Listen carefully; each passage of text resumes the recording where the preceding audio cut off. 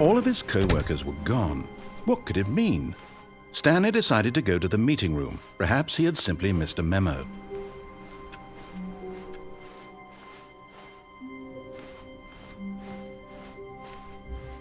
When Stanley came to a set of 2 open doors, he entered the door on his left.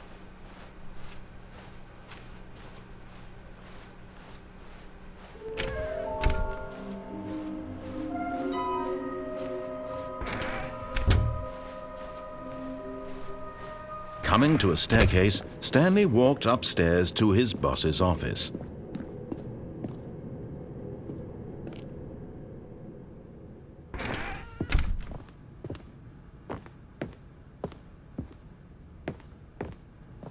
Stepping into his manager's office, Stanley was once again stunned.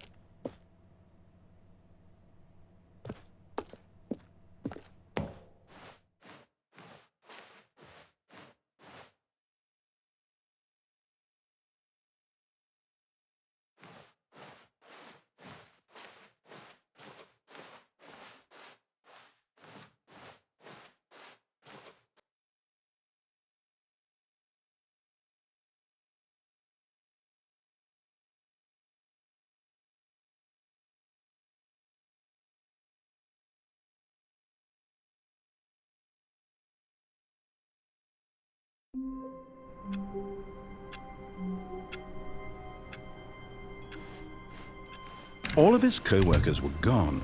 What could it mean? Stanley decided to go to the meeting room. Perhaps he had simply... The good old bucket. Just Stanley and the bucket. Off on another thrilling adventure together. Stanley clutched the bucket tightly to his chest and entered the door on his left.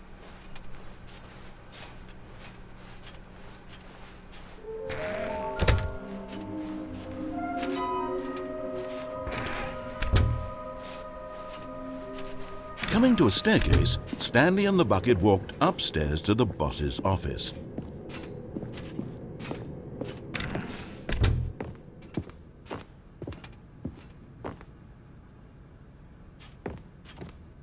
Stepping into his manager's office, Stanley was once again stunned.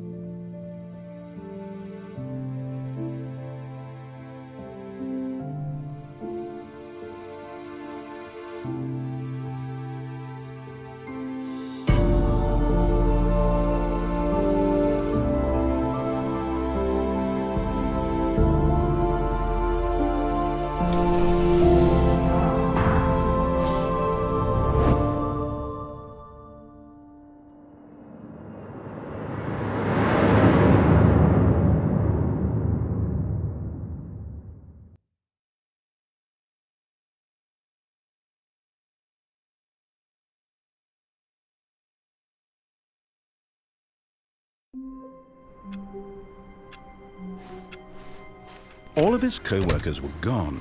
What could it mean? Stanley decided to go to the meeting room. Perhaps he had simply missed a memo.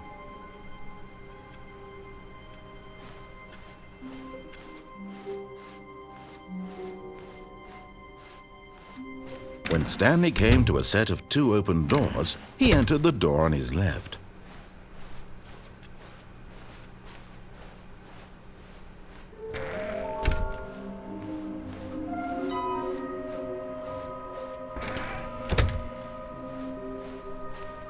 Coming to a staircase, Stanley walked upstairs to his boss's office.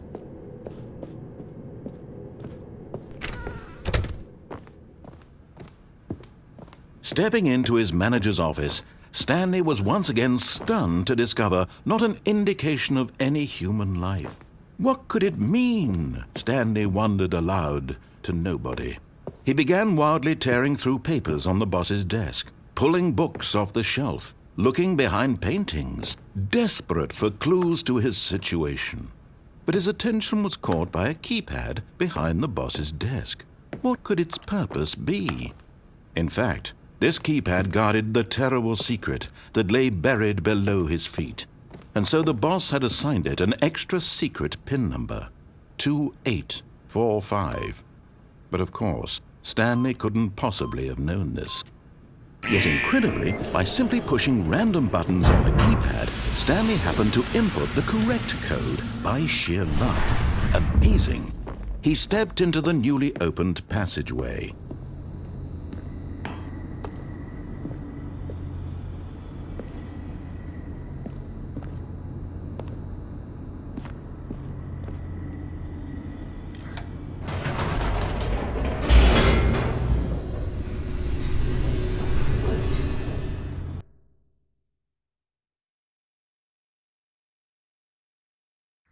Descending deeper into the building, Stanley realized he felt a bit peculiar.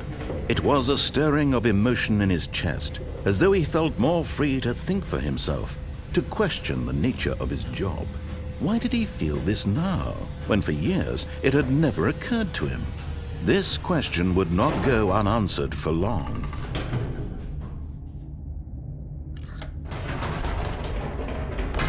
Whoops, nope, never mind. Stanley actually got back into the elevator and went back up. Silly me. Why did Stanley do that when he knew that it would just lead back to his boss's office? Well, that's a great question. I just can't wait to find out.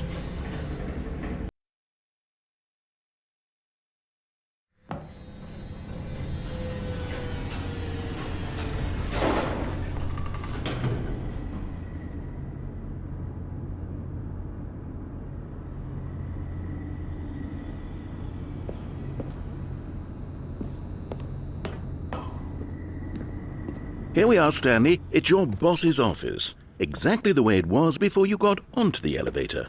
It's still just exactly what it is. What a decision you've made to come up here and look at the office again. This has fleshed out the plot of the story in new and fascinating ways I could have never anticipated. It's that keen eye for storytelling that you have, an incisive rapid fire of critical plot points, one after the other, weaving a rich tapestry of uncompromising narrative. Wow! I'm bolted to the edge of my seat.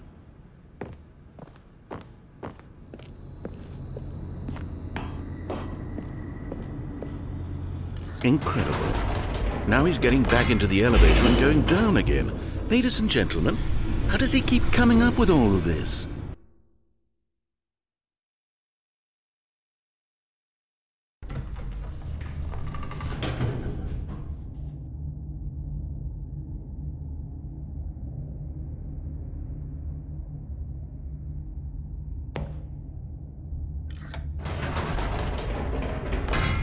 Did you think we were going to go forward down the spooky corridor? No. It's time once again to go back up in the elevator. I can't even begin to grapple with what might be up there. Is it the boss's office again? Or what if it's the boss's office this time? The suspense is killing me.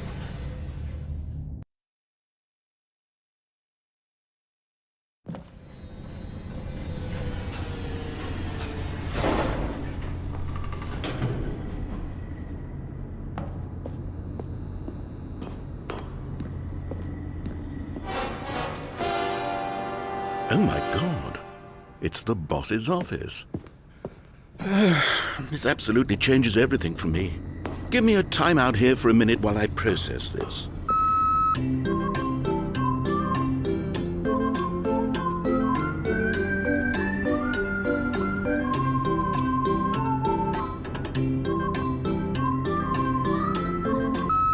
Okay, I'm ready. I'm prepared to embrace this stunning revelation and to move forward with... No, wait. No, I need more time to process.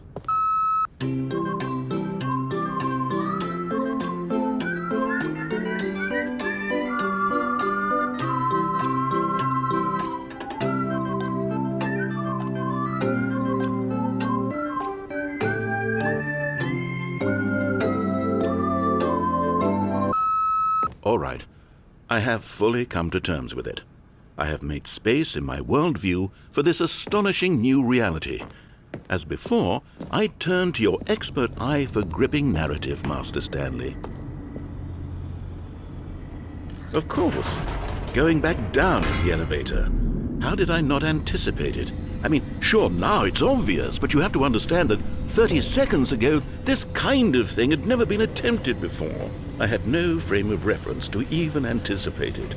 That's just how revelatory Stanley's decision-making is, a breath of fresh air in a landscape of storytelling that has grown stale and repetitive.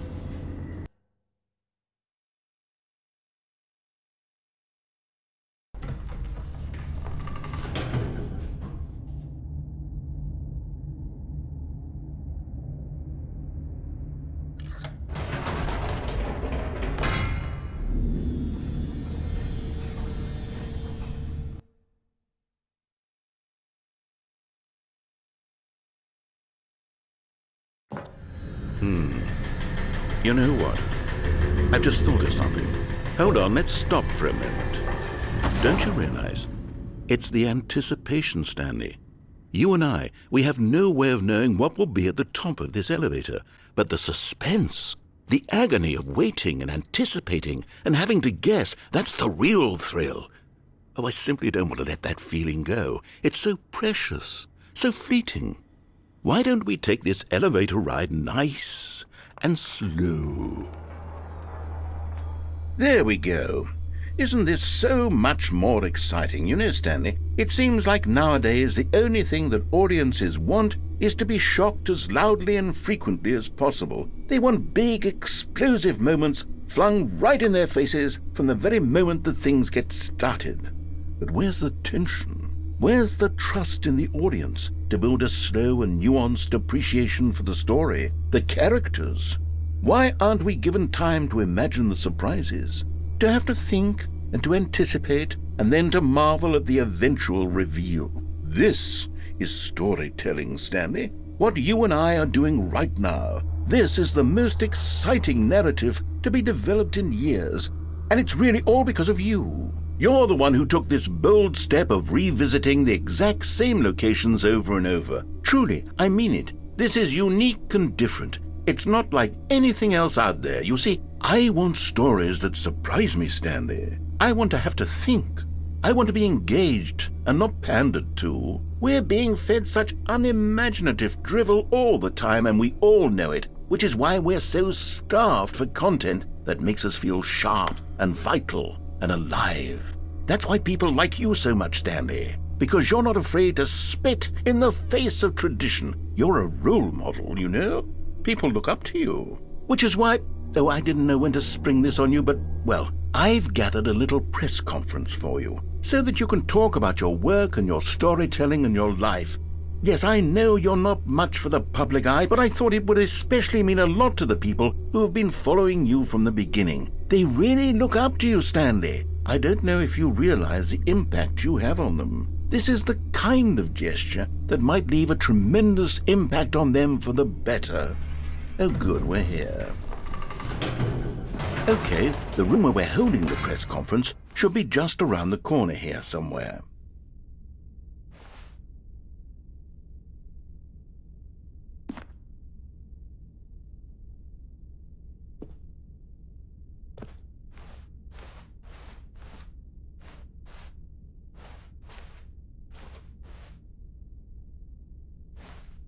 Ah, yes, here it is, just through this door.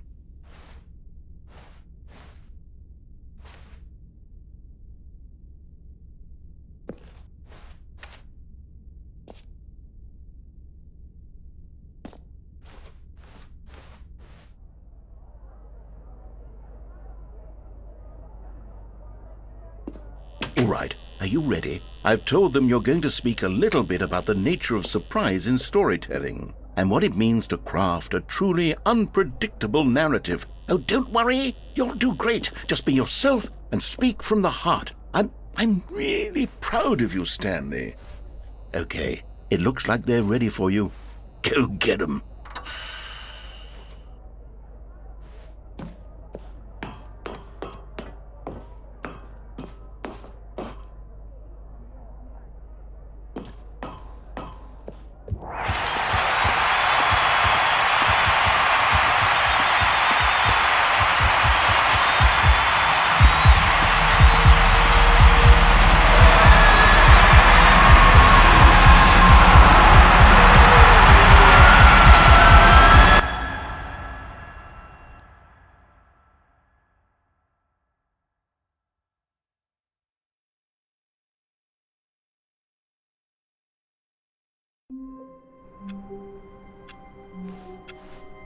All of his co-workers were gone.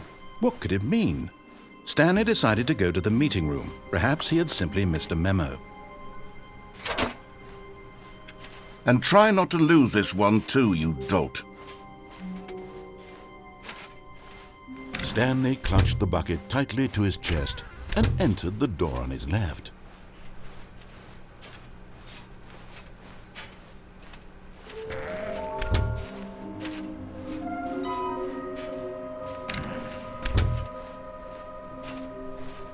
Coming to a staircase, Stanley and the bucket walked upstairs to the boss's office.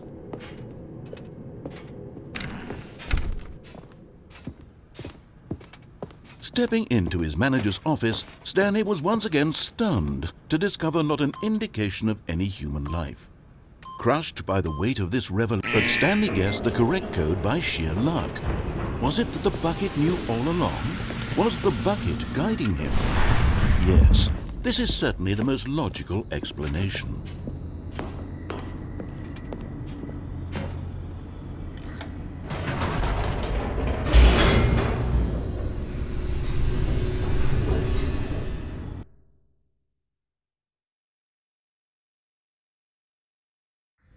The elevator raced downward, plummeting towards an unknown fate. It would be all Stanley could do to keep himself together, if not for the bucket. Soothing him, comforting him, reassuring that in this darkest moment of uncertainty, he would be all right. The bucket is here for you, Stanley. Everything will be fine.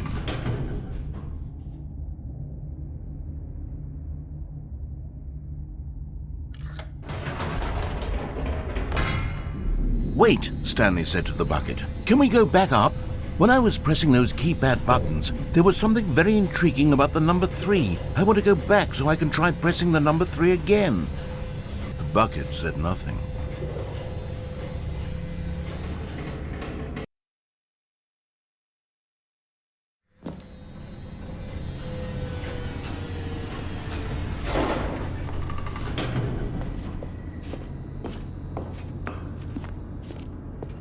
Here we are, said Stanley. Now I'm going to try out that number 3 button.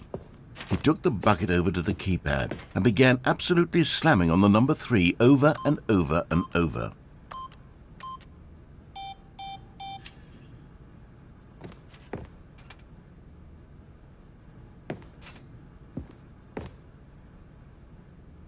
Wow, he said. The number 3 is such a special button. I'm having the time of my life.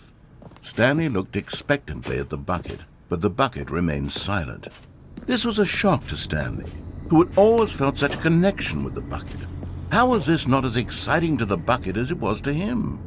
Once Stanley had had enough of the number 3, he got... Perhaps the bucket had missed something. Perhaps it had not seen how much joy Stanley got from slamming the number 3 repeatedly.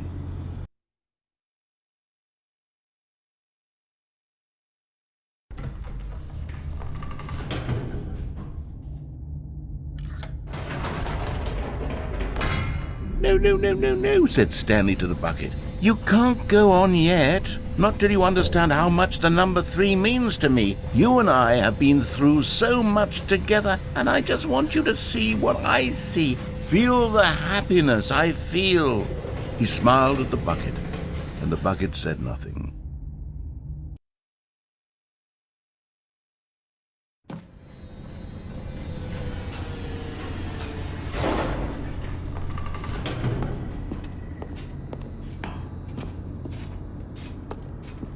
Here we go, said Stanley. This time I'll really show you. He ran to the number 3 and began to wail on it like a musician on a beloved instrument, weaving a concerto of truth and passion. He wielded the number 3 like a fine artist would wield a paintbrush. He told stories through the number 3, stories of his dreams and hopes and fears, and the whole time he looked to his bucket for a reaction of some kind. Anything to let him know that the bucket appreciated what he was doing. The bucket conveyed absolutely nothing at all, only silence. Crushed by a wave of dejection, Stanley returned to the elevator. Stanley and the bucket were so close. They'd always been there for one another. Why suddenly could the bucket not connect with this passion of Stanley's? The question caused Stanley to ruminate the whole way down the elevator. He knew that there must be a way to get through to the bucket, to communicate fully with his dear friend. Surely there was a solution, mustn't there be?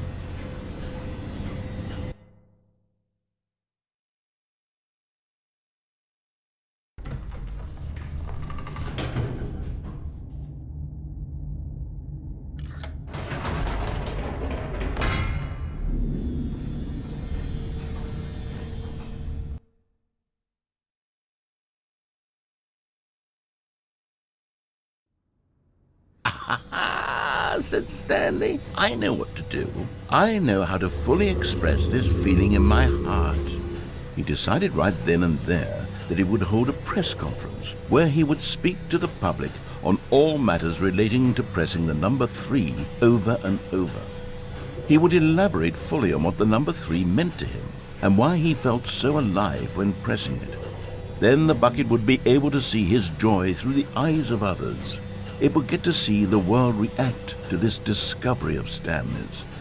And it would be through the public eye that the bucket would finally understand Stanley's work. For months he advertised and marketed his press conference, building excitement around it, developing and rehearsing it until it couldn't be refined a single measure further. When the big day arrived, Stanley was as prepared as he'd ever been for anything in his life. This was it. One last chance to win the bucket over. One opportunity to share a true connection with a loved one. There was no one here. Nobody had come to the press conference to hear Stanley speak, to listen to him talk about what it really means to press the number 3 on a keypad over and over. He was unloved, uninteresting, he was a failure, and in that moment Stanley knew that the bucket would never again take him seriously. There would be no connection, no deeper understanding. The bucket merely sat there in his arms, indifferent. And so it began that slowly, over many years, the two of them grew more and more distant. They spoke less and less, neither wishing to state the obvious, that any sense of real respect between them had eroded since that day at the press conference. There would be no more games, no more long conversations about passion and pursuit, only a silence that consumed the space between friends. And Stanley, having for once in his life discovered the warmth and comfort of true companionship, was cast back into the unremarkable normalcy of loneliness.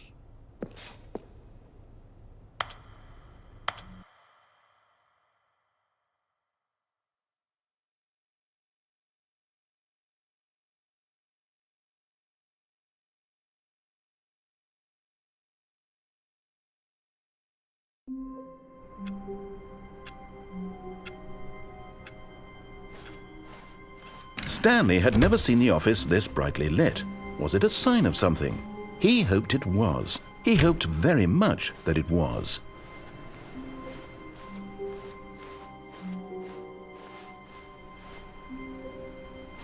"Where are we going today?" the bucket asked. Stanley just smiled.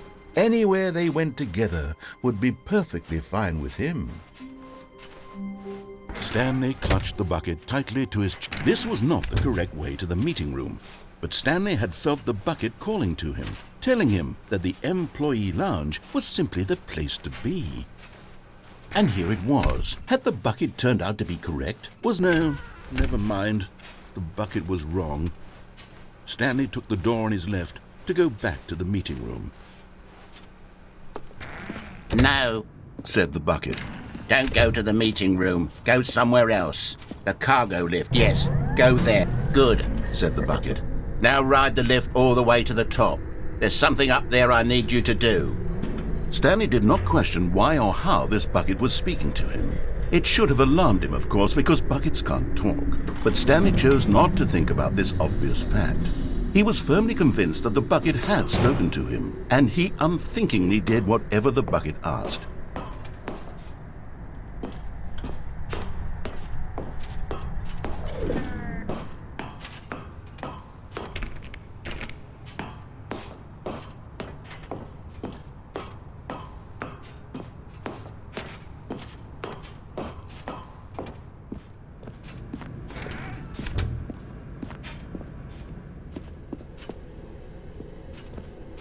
No, stop. Look there on the wall. You see, there's a sign right there. It says, "No buckets past this point." Stanley, how could you think it was okay to bring the bucket here? Unless, what if the problem is that you actually don't know what is a bucket and what isn't a bucket? I suppose that would explain a lot about your behavior up to this point. Which, if that's true, well, my goodness, I think we have to do something about it. This misunderstanding could have dire consequences on the entire rest of the game if not addressed quickly and properly. So much of the impact of the story is dependent on your understanding of what is and isn't a bucket. Please, step in here for a moment.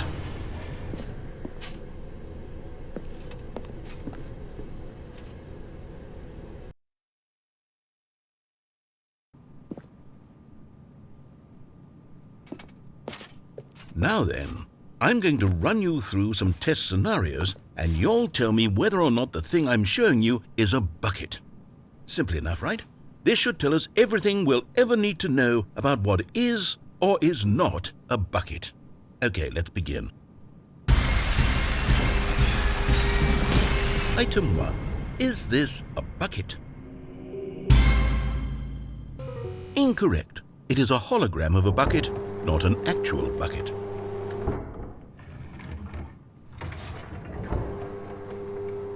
Item 2. Is this a bucket? Incorrect. It is a 3D printed recreation of a bucket, not an actual bucket.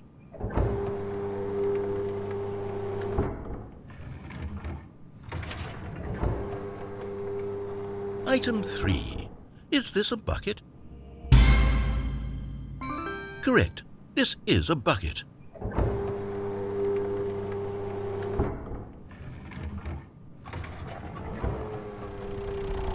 Item 4. Is this a bucket? Correct. This is a tractor and not a bucket.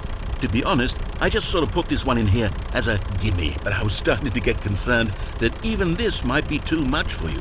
Thank you for not making me look like an idiot. Okay, next one.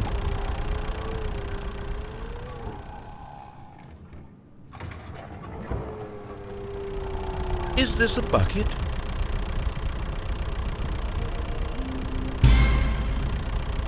Incorrect. This is a bucket.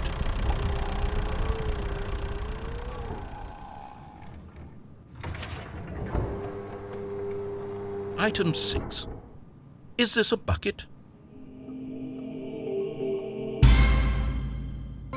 Trick question. Both. Gotcha.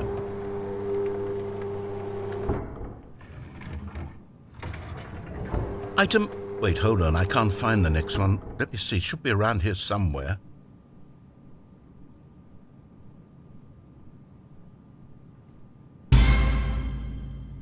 Yes. Thank you. There's nothing here. Of course it isn't a bucket. We both know full well that nothing isn't a bucket. Wait, when I say nothing isn't a bucket, that makes it sound like I'm saying everything is a bucket, which of course is not true. Unless... Is that what you think? Answer me straight, Stanley. Are you trying to tell me that you believe everything is a bucket? You know what? I'm too confused to even sort it out. I've lost all sense of perspective. What is a bucket? What isn't a bucket? Mere moments ago I could answer these questions with confidence, and yet now I'm somewhat adrift. Do any of us know what a bucket is? Am I a bucket? Stanley, I can't keep doing this. I'm losing myself, and myself was all I ever had to begin with. I'm afraid the bucket is threatening to tear our relationship apart. I can't have that. I'm sorry, but I'm going to erase all buckets from the game entirely. Okay, here we go.